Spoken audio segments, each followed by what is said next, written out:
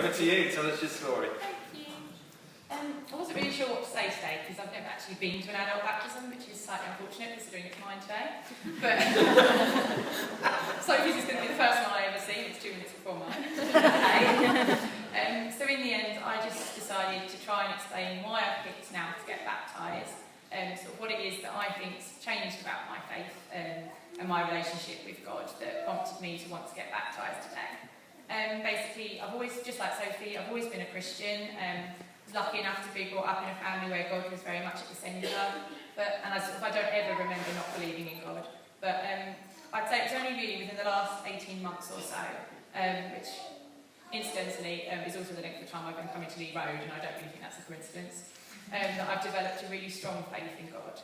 And one of the things I used to struggle with was willingly giving God control of my life, because however much I wanted help with certain things, or however much I wanted to be a witness for God and to worship Him, there were sort of certain areas of my life, certain things that I knew, however much I didn't want to believe it, that what God wanted to happen was probably not the same as what I wanted to happen.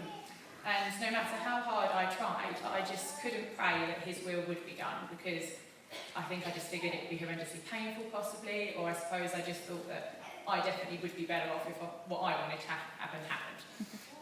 And I remember thinking that praying to God and saying, I want you to be in charge of my life would be the most scary thing ever, because one, I'd lose control, and that's not really something I enjoy. And two, what if God wanted me to go places, do things and have things happen that I really wasn't cool with? But then eventually it sort of dawned on me, and I think my home group here that Sophie goes to had a lot to do with this, that saying to God, do what you want with my life, was actually probably one of the least scary things I could ever do. Because as it says in Jeremiah, which is one of my favourite verses, God knows the plans He has for me, and they're plans to prosper me and to give me hope for the future. And actually I now want to do what God wants and for His plans to prevail. And so something that I thought would be a really terrifying thing to say actually resulted in me feeling nothing but peace. I no longer worry about things in the same way, because what's going to happen is going to happen. And when things are hard or things happen that I don't really want to have happen, I know He's not forgotten me, and that it's just part of His plan and that He'll get me through it. So yeah, I just kind of sort of embrace that now, and it's kind of the peace I have about things now, and the fact that I don't really have any doubts anymore. As it says in the song we sung earlier, one thing does remain.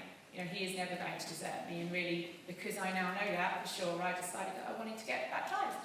Despite the fact that I had to come up here and talk to all of you, which I didn't really want to do. But I've done that now, and I think that's all I wanted to say, really. Very good. Thank you.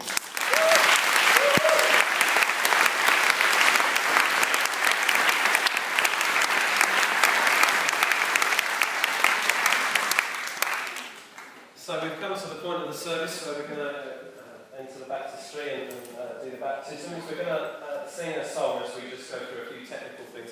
We're going to try and project the baptism up onto the screen. We've got a new toy. Hey. So hopefully you'll all be able to see. But if you are really tiny and you'd like to come and just gather around in front of the stage, I'm sure that would be fine as well. We don't want anybody to miss out to this. Okay, so Dan, thank you.